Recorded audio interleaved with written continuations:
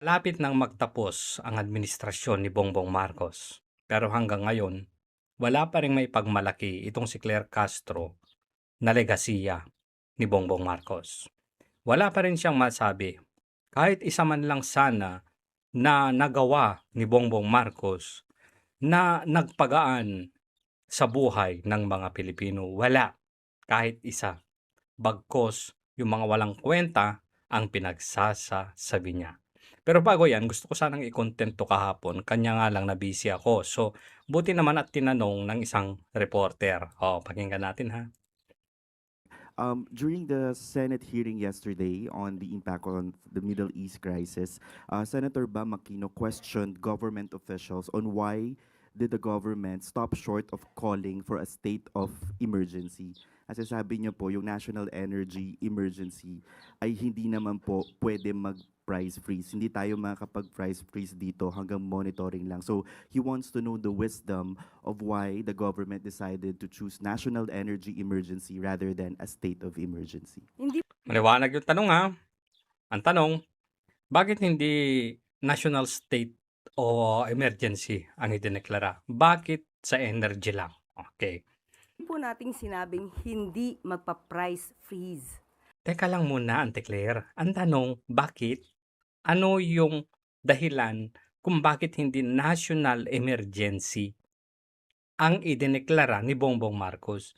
Sagot mo, hindi naman po tayo sinasabi na hindi tayo magpa-price freeze. Anong katartaduhan yan? Ang sabi po natin, aaralin po ito. Puro aral. Mag-iisang buwan na nag-aaral pa rin kayo. Ang problema kasi sa inyo, reactive. Saka lang kayo gagalaw, mag-iisip, mag-aaral pag nandyan na yung problema. Ito yung sinasabi ni Bibi Sara na wala talagang paghahanda ang gobyernong ito kung dumating man ang mga krisis. Mag-iisip lang yang mga yan kapag nandyan na yung problema. Ay, sorry, wala palang problema. Yan ang problema. Dahil hindi nila alam na meron ng problema.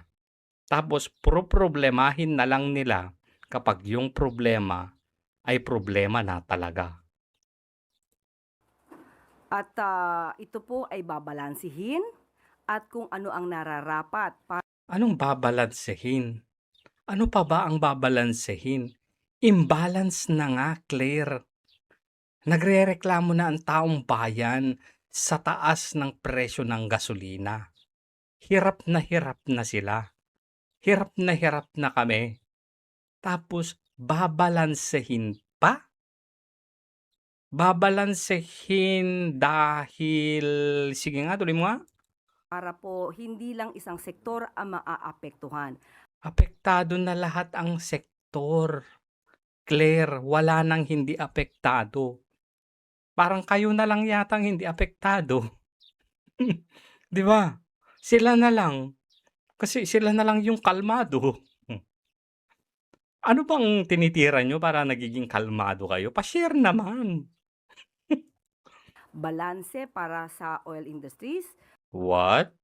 Sa oil industries? Ibig mo sabihin, balanse para sa oil companies? Wait, teka lang. Pinapaboran ba ni Bongbong Marcos ang mga oil companies? Sa halip na paboran yung mga naghihirap na mga Pilipino? Babalansehin para sa mga oil companies? balanse para sa taong bayan. Hindi na nga balanse. Hindi po natin sinasabing hindi magpa-price freeze, pero ito po ay inaaral. Hindi yan yung tanong. Wala kang nasagot dun. Bakit hindi national state of emergency ang i-declare sa halip na national state emergency on energy? Ngayon ba yun? Ewan ko. Basta yun, sa energy daw, ang may emergency. Pakaliwanag naman nung tanong, wala ka namang sinagot. So masasabi pa rin po nating may ngipin pa rin yung pamahalaan pagdating dito sa national energy emergency. National energy emergency pala. Po, at maaari pong magsagawa Mm. ang ating pamahalaan ng kanilang katungkulan Anong katungkulan nga ang gagawin nila? at nang hindi lalabag sa batas. Ano nga yung katungkulan na hindi lalabag sa batas? Ano nga ang gagawin nila?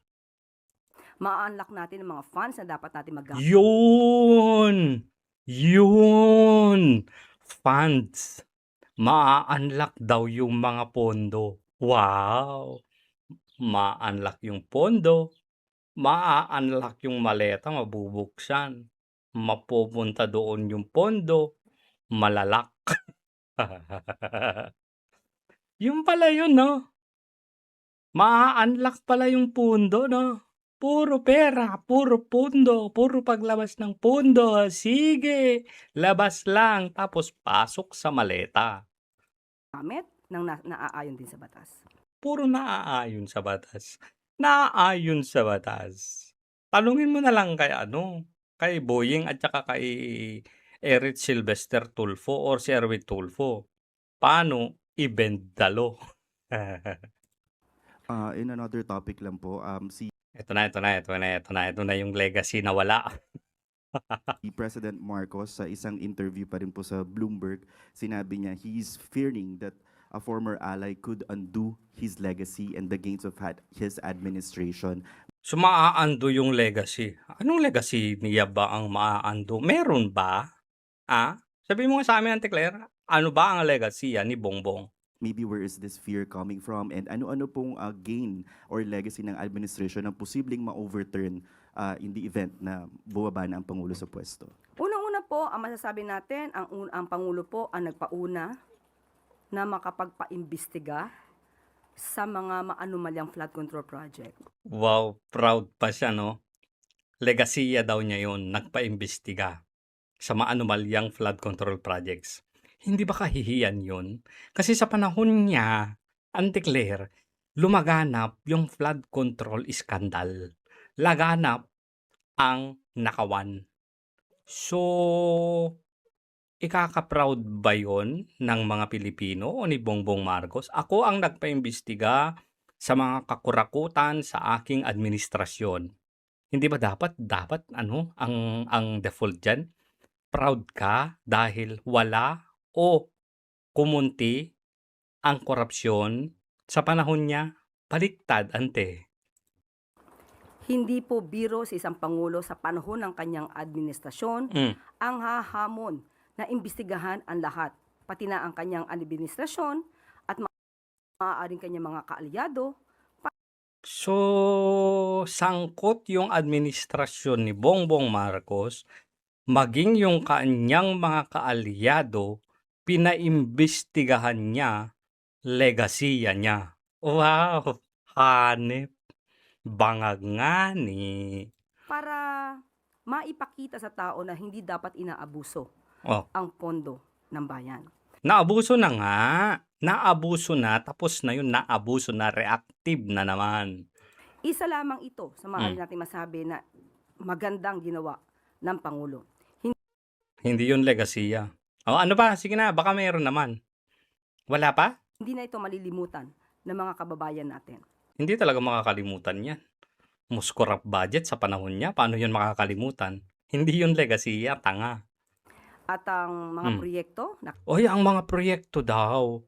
Ano ba ang mga proyekto ni Bongbong Marcos? Flood control. Yung mga proyekto ni Bongbong Marcos, nakorap. Ano pa ang gossip? Footbridge. Ano pa gossip? Yung mga tulay na puro poste. Ano ba ang legasiya talaga niya? Ano bang nagawa niya? Ante, ba't wala kang masabi? Sabi mo mga proyekto, gaya ng... nakita po natin,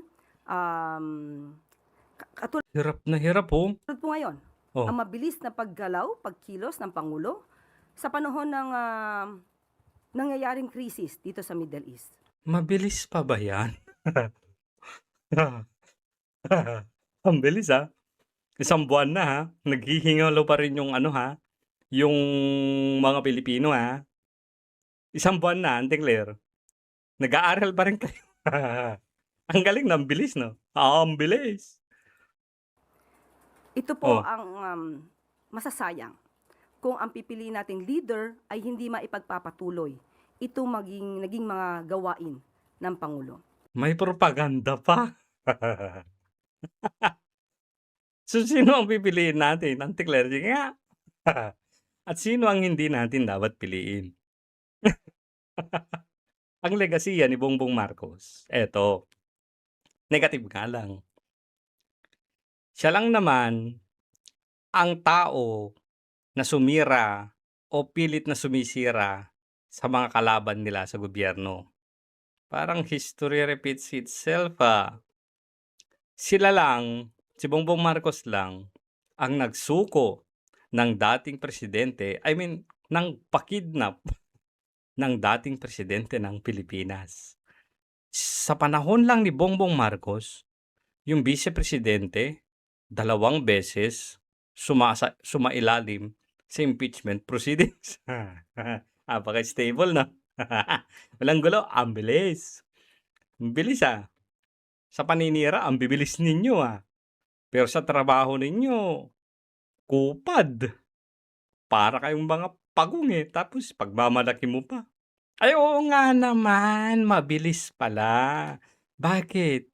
Ang Pilipinas ang kauna-unahan sa buong mundo, eting legacy, na nagdeklara ng National Energy Emergency.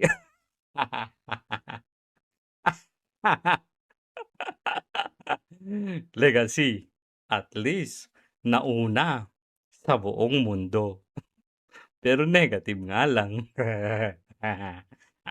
Ante, wala ka bang nasasabing legasiya ni Bongbong Marcos? Ano pa? Ba't hirap na hirap ka yata? So nakakahinayang po talaga. Dahil baka mamayagpag, muli, ang mga hindi dapat na mamayagpag at makalimutan, papanagutin ang dapat na managot. Anong makakalimutan? Ang tinitira mo dito, si Sara. Maliwanag naman, di man lang kami pinanganak kahapon Ang sabi nitong Bichanko, kapag itong mga to hindi napanagot sa panahon ni BBM, 1,000,000%.